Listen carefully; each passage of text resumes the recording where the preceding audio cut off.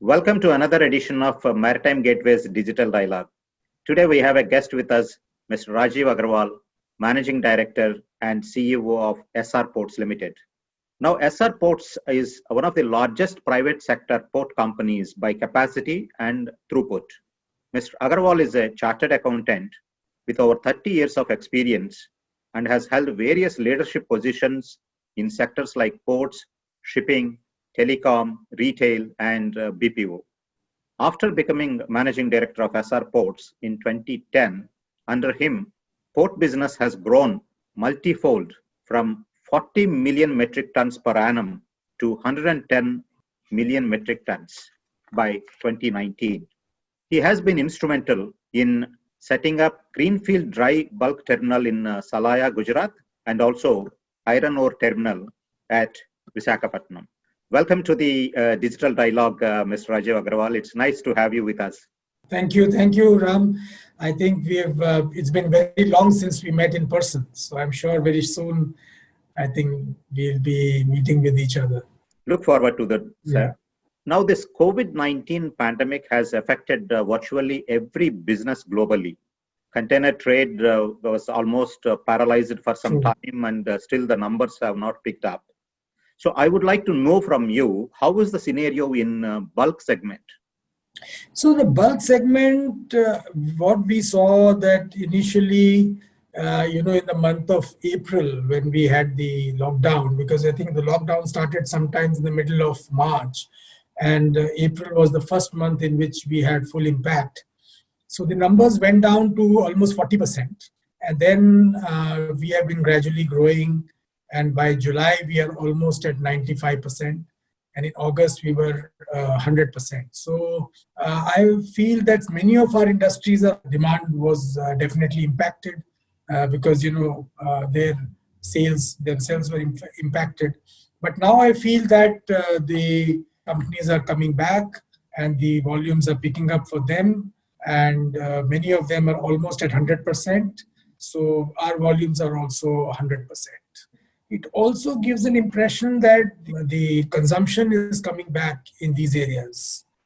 So initially it could be that, it's more for channel stocks would have been zero or depleted over the months. So that would get fulfilled. But then slowly we can see that in the various segments, the demands are going up. And initially they exported a lot of material and, to China to start with, especially in the steel industry. And now, but I think they have cut down the exports and domestic consumption is coming up. Let us go back a little bit and then see, in the financial year ended with March 2020, how has been the performance at Essar Ports Limited, and which were the growth drivers you have seen? Yeah, so as you know that, we actually developed 5 ports. So our capacity that we had developed over the years from 40, we went up to about 166 million tons. And then 56 million tons we divested a few years back. VOTL, which was our oil terminal in Vadinar, we divested. And we sold it to Rosneft, which is now called Nayara in India. So the rest of the 4 ports that we have, 2 of them, like in Vizag and in Salaya, they have come recently, about now 1.5, 2 years back. So last year was their first full year. So they have shown growth. And also we have grown in Hazira. So total, we did about close to about 50 million tons, which was about 23% more than last year, the year 19. So 20 grew and at 23%. All the ports, because we are still, I would say, from an infrastructure point of view, because these assets have come at various times and we have a bouquet of assets. So we are still a very young company as far as, our assets life is concerned. And all of these assets have many, many years of growth in front of them. With 110 million ton capacity, 50 million utilization, we have good scope for growth. And we are also looking at expanding within these ports further. You are one of the pioneers in coastal cargo movement on both the coasts of India. Yeah. Can you tell us a bit about the commodities that are now being moved and the ports connected through coastal shipping? And also, what kind of economies does coastal shipping bring to your business? See, I would say SR has been a pioneer in this, like you rightly said. Our chairman, he always believed in the manufacturing units next to the port, and we created good port asset. We had good expertise in ports, shipping, logistics. These were our strengths, and construction. And all other industries like refineries and steel plants and power plants and telecom business were all built around these. So if you see that, we feel that we have been able to get the benefit of reduced logistics cost because of this coastal shipping. Also, we have used pipelines very effectively. If you see that, we have connected from the mines to Vizag, 250-kilometer pipeline, where the cost is a fraction of what you incur by rail. So like that, the way it moves is from the mines in Belladilla to Vizag, pelletize it there, and from pelletization then move by ship on the coast to Hazira. Similarly, in Orissa, from the mines, it is moving 250 kilometers of pipeline, slurry pipeline, and then by coast to Hazira. So these are some of the models. And then we also did it in the oil sector, where we were using the ships to move on the coast, all the domestic consumption, and also, of course, trucks also used, but a lot used to go by coast. The cost of this is almost 1/4 of the cost by ships, because here you can use large quantities to move. So we are moving Cape-size vessels on coast for coastal movement, as against, if you have to move by trucks, it's not possible, because we are moving almost 20 million tons of cargo, 25 million tons on coast for one industry. And then also raw material, finished goods moving to the various demand centers. It is a very good operation, and it helps in competing wherever you are from there. And then when you are on the West Coast, you are close to the consumption centers. At the same time, you can export. All in all, I think we have very effectively demonstrated this model of industry getting developed because of good port infrastructure. So going by your experience and also with a lot of trust of Government of India on coastal shipping, do you see more business potential in coastal shipping? Yeah, I believe so, because, like you said, the container business is slightly lower, but then I think our own demand and our own movement, you see, Mr. Modi has been our minister for so many years in Gujarat. He was the minister for ports and shipping also. So he understands this. There are almost 35 ports in Gujarat. These are small, they may be shallow draft terminals. And there's a lot of movement which takes place within these 35, 40 locations in Gujarat.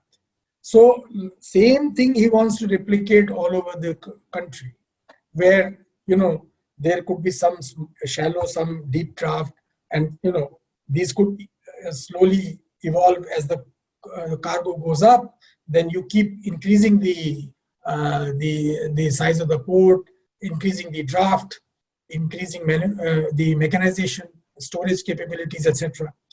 And also multimodal transportation from there, connecting with the rail and road, etc. So I think this is a good model, because it will help reduce the costs, as well as it will reduce the congestion for roads, and it will also help to create industrial hubs or trade centers.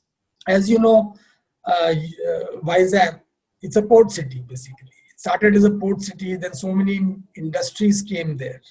Same is with Mumbai or Chennai, and Kolkata, and the Paradeep is a very big port now. Goa, so many places have come up in India as well as world over, where once the port develops, eventually the city takes over the port, and after some time the city wants the port to go because they want to do more as commercial business. So I think it's a good model and it's the right model for us to grow and to improve the productivity. Apart from that, he's also giving a lot of stress on the inland waterways. Inland waterways has a longer route to travel because there are a lot of issues with the dredging of the rivers, having perennial water, etc. Unless you have some locks or some other system runs, it's a bit, and then already constructed structures on the rivers, which will not allow ships to go or pass. So I think these are some of the challenges they're facing. But I feel that there's a lot of potential in shorter distances. We should not aim that I should start in Haridwar and reach Calcutta in Ganga. So you could do 50-kilometer stretch, where the water can be there, and within 50 to 100 kilometers, slowly you can increase to 150 kilometers.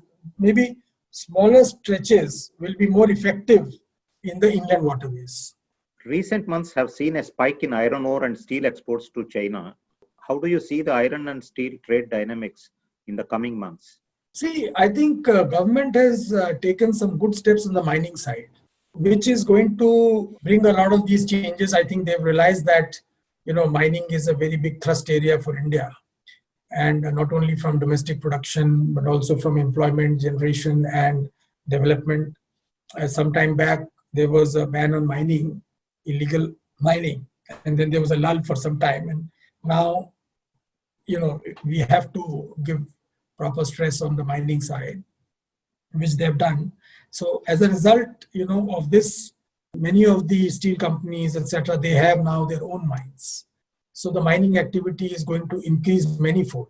And what we have seen is that initially when the lockdown opened, a lot of export was happening to China because it would help them to get their working capital cycle restarted. Because there was a big market for export of iron ore and pellets. There is a problem with the Brazilian supplies. So as a result, India was filling up some of that gap. But as we go along, and the prices have shot up like anything, they're on fire. And Indian manufacturers don't like it. But it was good for the initial period for some exports to happen because that helped the companies to get the working capital and some money out of those exports because domestic demand was not there. But as the domestic demands keep picking up, I think the exports may come down and may not happen to that extent. You were looking at some overseas locations to set up infrastructure, right? What is the current thinking? Yeah, we have a refinery in the UK, the second largest refinery of UK. Stanlow Refinery is owned by Essar. We bought it from Shell 5-6 years back. And we have a terminal there, an oil terminal, where we import crude oil and we export the products with pipeline storage capacity of close to 3 million cubics. So it's a large operation which we are running. That is one. We are also looking at Mozambique for a long time now. In Africa, it takes a long time. So now we are expecting to move ahead in the next maybe 6 to 8 months after we get financial closure there. So we are working on that also. We used to have a terminal in Canada, which we divested a few years back. Yeah, we are having some presence in some of these locations, yes. A while ago, you mentioned that you are a young company, but numbers don't say that you have grown at 166 MMT. Yeah. So from here to where, Rajiv ji, what are your future plans? No, so we want to diversify our cargo base because, we used to be in bulk, dry as well as wet bulk. so oil and all the major products. Now we are looking at LNG, and we are also looking at containers. So we want to, our aspirations are to diversify our cargo base, because there are 3-4 major cargos, coal, iron ore, steel products, and liquids, and your containers. These are the main cargos. Now LNG is also picking up, LNG, LPG, etc., gases. So we are wanting to be in all these spaces. So that is what we are looking at in going forward, and have a larger presence in India as well as outside India. So we are working on plans to see how we can grow, and not many companies have presence, and it needs deep pockets. At the same time, it needs a lot of patience and expertise to be able to operate, to construct, operate these projects. So I think we are looking at maybe increasing the capacity to 200 million in the times to come, from 110, which is now with us at the moment, and about maybe outside India, we want to go to about 30 million tons. So that's how we are looking at it, and also increasing the throughput utilization. And we have our targets for improving our profitability in times to come. This year, of course, there are some bottlenecks, and we are almost, we have overcome them. But we still feel that this year may not be a very big growth year. Like we grew 23% this year, so we will have to take a break this year. And maybe if we can do 100% of what we did last year, or little maybe 10% or 5% more, I think we'll be in good position. So we are targeting about 55 million tons this year in India, and about 10 million tons in the UK. So this is what our plan is. And we keep growing. On that note, we wish you all the best. Thank you very much for joining us and sharing your business plans and expansion. Thank you, Ram Prasad. Thank you, Ram Prasad.